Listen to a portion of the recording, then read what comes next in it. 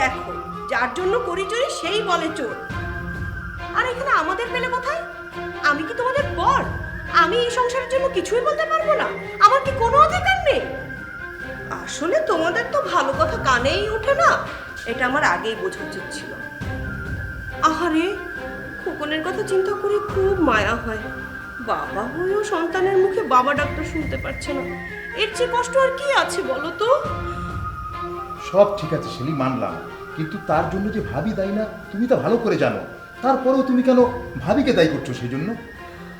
আহা, আমি ভাবিকে কোথায় দায়ী করছি? আমি তো দায়ী করছি ভাবির নেয়া কিছু ভুল সিদ্ধান্তকে। শেলি, আমি কোন সিদ্ধান্তটা ভুল নিয়েছি বলো তো?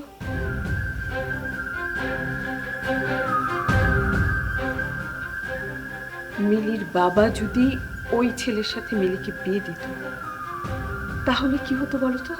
তোমরা দেখেছো মিলির বাবা কিছুতেই মানছিল না। সেখানে আমার কি করার ছিল বলো তোমরা, বলো।